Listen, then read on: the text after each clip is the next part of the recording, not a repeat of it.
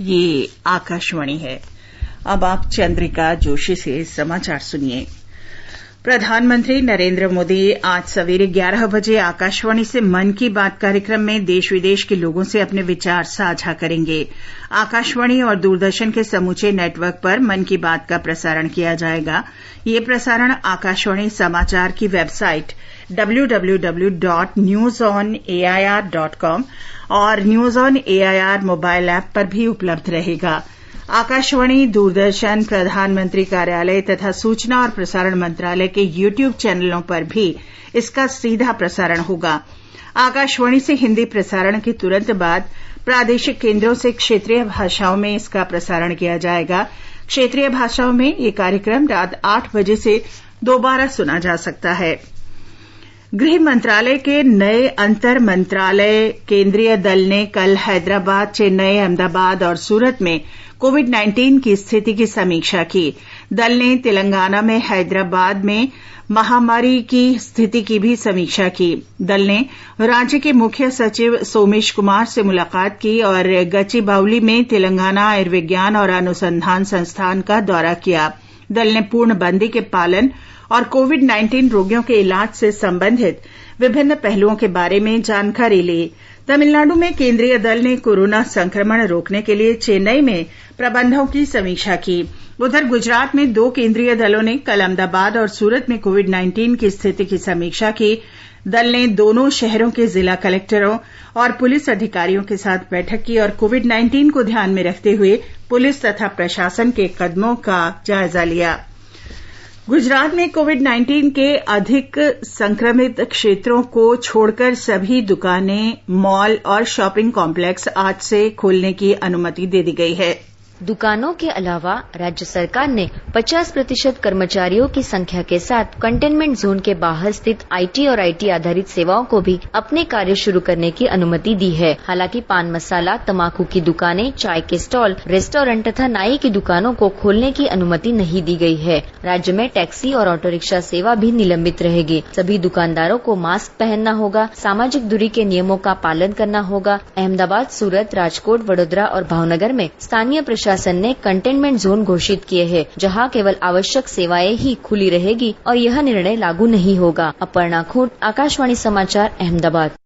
उत्तर प्रदेश सरकार ने कोविड-19 पूर्णबंदी के कारण देश के विभिन्न भागों में फंसे राज्य के कामगारों को वापस लाने का कार्य शुरू कर दिया है।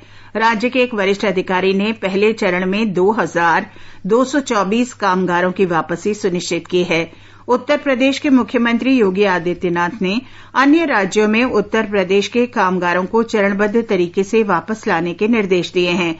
गृह और सूचना विभाग के अपर मुख्य सचिव अवनीश अवस्थी ने बताया कि कल हरियाणा से 82 बसों में कामगारों का पहला जत्था वापस लाया गया।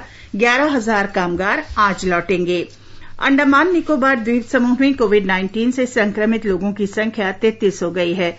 इनमें से 11 लोग स्वस्थ हो चुके हैं और 22 का पोर्ट ब्लेयर के जीबी पंत अस्पताल में उपचार चल रहा है। दक्षिण अंडमान जिले में अब 16 रोकथाम जोन हो गए हैं।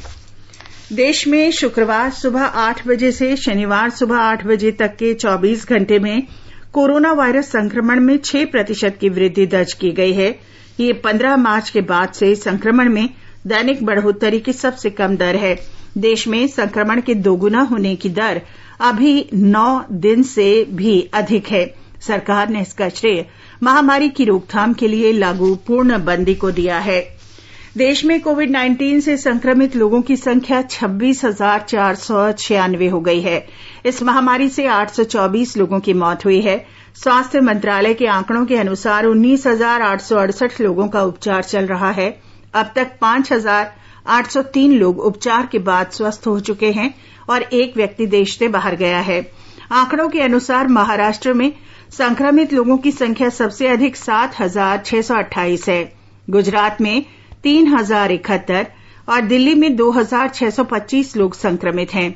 इस महामारी से महाराष्ट्र में 323, गुजरात में 133, मध्य प्रदेश में 99 और दिल्ली में 54 लोगों की मौत हुई है। कोविड-19 महामारी से विश्व में 2 लाख से अधिक लोगों की मौत हुई है। पिछले वर्ष दिसंबर में चीन के वुहान में ये संक्रमण फैलने के बाद 193 देशों में 28,64,000 लोगों में संक्रमण की पुष्टि हुई है। इनमें से 7,72,000 लोग उपचार के बाद स्वस्थ हो चुके हैं। ये समाचार आकाशवाणी से प्रसारित किए जा रहे हैं।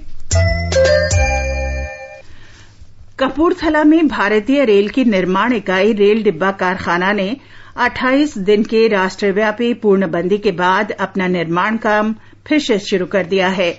कोविड-19 के खिलाफ संघर्ष में रेल डिब्बा कारखाना सभी सुरक्षा उपायों और दिशा निर्देशों का पालन करते हुए खुल गया है और सीमित संसाधनों की उपलब्धता के बावजूद पिछले 2 दिन में 2 पार्सल डिब्बों का निर्माण किया गया।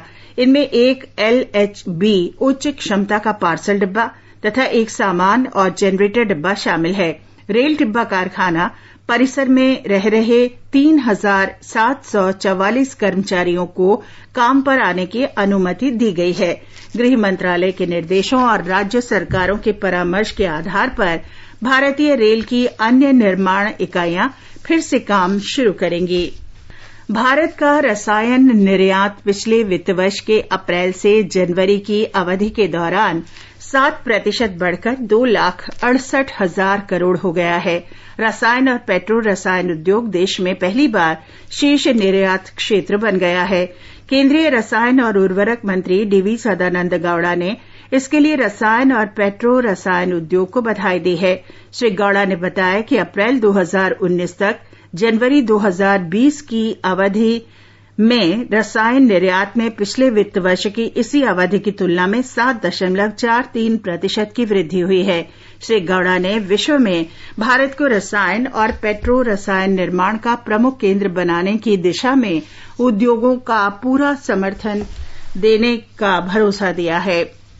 आकाशवाणी का समाचार सेवा प्रभाग विशेषज्ञों की सलाह श्रृंखला में कोविड-19 के बारे में प्रमुख चिकित्सकों का परामर्श प्रसारित कर रहा है।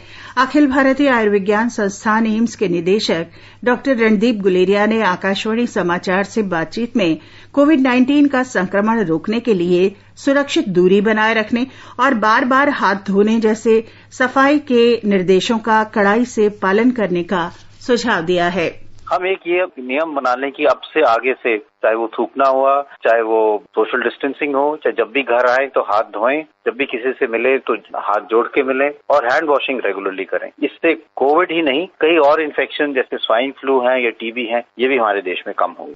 वरिष्ठ मनोरोग विशेषज्ञ डॉक्टर अवधेश शर्मा का कहना है कि दृढ़ इच्छा शक्ति और सकारात्मक सोच से भी इस महामारी को हराया जा सकता है। करीबन 3% से 4% ही ऐसे लोग हैं जिनमें वो ज्यादा सीवियर केसेस में आता है और वहाँ पे जो आपकी मानसिक शक्तियां हैं, जो आपकी सोच है, जो आशावाद है, जो दूसरों से मिलके एक चीज को हराने की मन में इच्छा है, तो जो सकारात्मक तरीके से हमारे अंदर तरंगे पैदा होती हैं, वो भी रोगों से लड़ने की हमारी क्षमता को बढ़ा देती है।